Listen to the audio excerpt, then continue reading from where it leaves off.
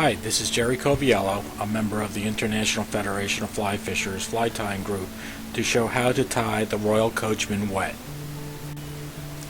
Materials for this fly are a hook, which is 1x long wet fly hook. I'm using a Mustad 3960B, thread black 60, tail golden pheasant tippet fibers, body peacock herl divided by red floss, hackle brown hen, and wings white duck quill section. Now we'll attach the thread and we'll work our way towards the bend of the hook, and once we get to the bend we will take some golden pheasant tail neck crest fibers. They're orange and black, as you can see here. We'll take one of those feathers and we'll take a few fibers, and they should be about as long as the shank of the hook past the bend.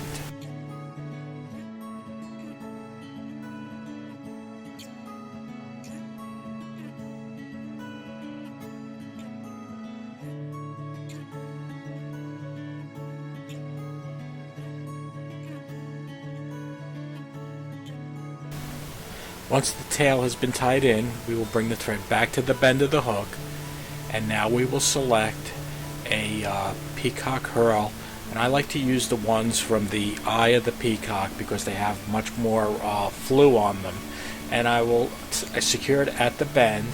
And when I wrap this, I'm going to wrap it like a dry fly hackle so that all the fibers of the flew will stick perpendicular to the shank of the hook.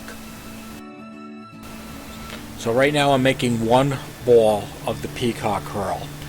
I'm going to make one ball there, and right after that ball is created, I will take my tying thread and tie off the herl and cut the excess, and right at the end of the ball I will add the red floss that's going to separate the two sections of the body. So here I am attaching the red floss in on the shank of the hook, bring my thread up, trim the excess red floss, and then what I'm going to do is just wrap it. I'm going to make a wrap towards the ball, and then I'm going to go forward and secure the thread about a little over halfway of the hook shank.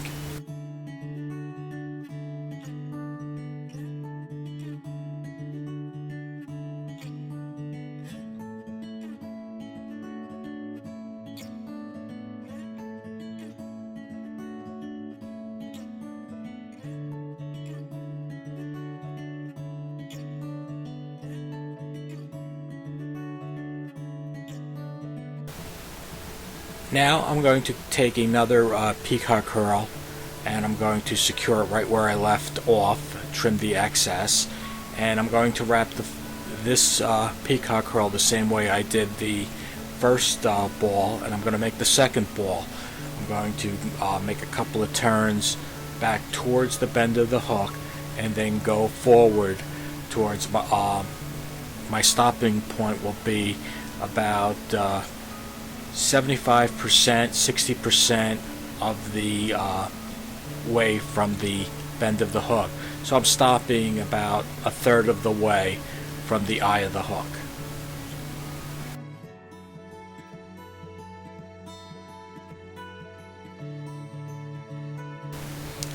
Now I took a brown hen hackle, and I'm going to secure it right where I left off with the peacock herl, and at this point I'm going to just make 2 or 3 wraps of the brown hackle, and then I'm going to stroke them back towards the bend of the hook and put a couple of wraps over it so that the hackle will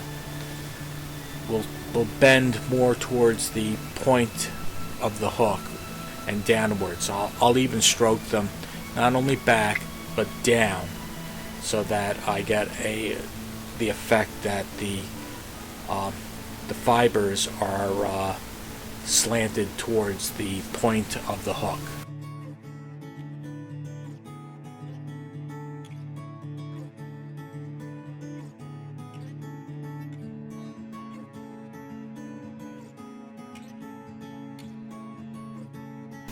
Now I'm going to take two white quill white duck quill sections, and hold one with my index finger on the opposite side of the hook, and the other I will hold with my thumb and secure them in place. The quills are usually about as thick as the gap of the hook. You want a nice tent shape. You want to be able to, when you look from the top, that the wings touch each other.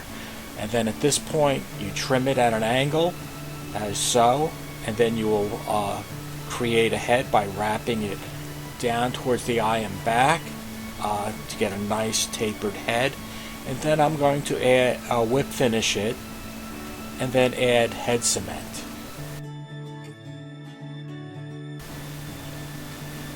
Once the whip finishing is done and the head cement is done, this type of a fly is great to be used for droppers or just swinging naturally, as in a lessering lift.